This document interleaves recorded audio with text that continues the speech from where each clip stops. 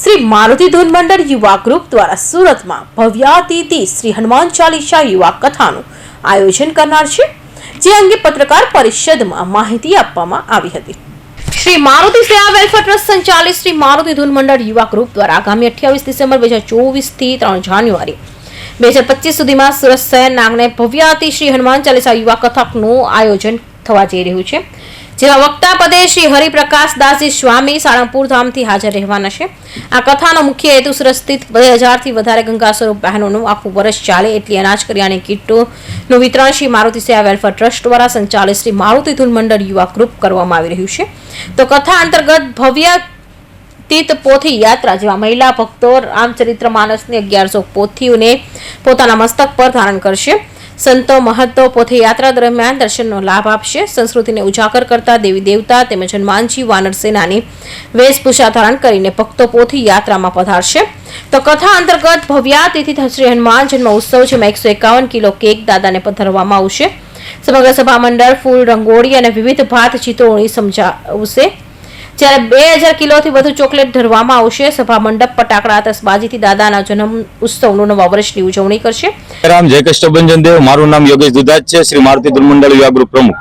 શ્રી હનુમાન ચાલીસા યુવા કથા અંતર્ગત જે અહીંયા ભવ્યથી ભવ્ય કાર્યક્રમ થવા જઈ રહ્યો છે, તો સૌપ્રથમ પહેલા તો આપણે જે પોથી યાત્રા છે, તો ભવ્યથી ભવ્ય પોથી યાત્રા થવાની છે, સાથે હનુમાન જન્મ મહોત્સવ થવાનો છે, સાથે સાથે ફળકૂટ થવાનું છે. અને આ ત્રણે ઉત્સવમાં સાથે સાથે વ્યસન મુક્ત પણ થવાનું છે.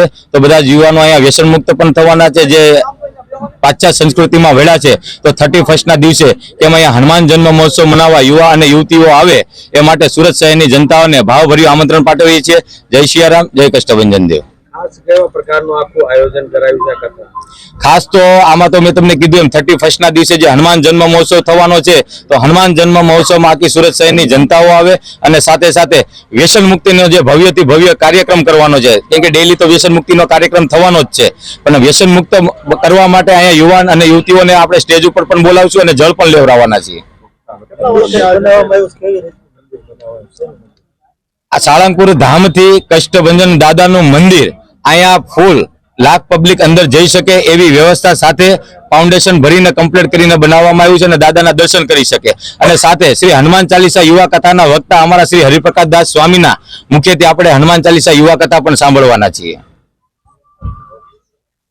તો કથા અંતર્ગત ભવ્યાતિથિ દાદાનો ભવ્ય ફળફ્રૂટ ઉત્સવ જેમાં વિવિધ પ્રકારના 11,000 કિલોથી વધુ દેશ તેમજ વિદેશી ફળોથી ભવ્ય ફળ ફ્રૂટ દાદાને ધરવામાં આવશે.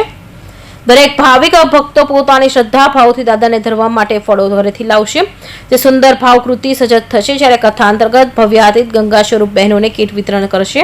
કથા અંતર્ગત દરરોજ યજમાન શ્રીના હસ્તે અસંખ્ય નિરાધાર ગંગા સ્વરૂપ બહેનો અનાજ કરિયાણાની કીટ વિતરણ થશે. કથા અંતર્ગત ભવ્યાતિથિ મેડિકલ કેમ્પ અને બ્લડ ડોનેશન કેમ્પ યોજાશે. દરરોજ મેડિકલ કેમ્પ અને બ્લડ ડોનેશન કેમ્પ પણ યોજાશે. તો કથા અંતર્ગત વ્યસન મુક્તિ તેમજ હજારો યુવાનોના રોલ મોડલ એવા હનુમાનજી મહારાજની સાક્ષી હનુમાન જન્મ ઉત્સવ ઉજવાશે. Bureau report, Hind TV news, Surat.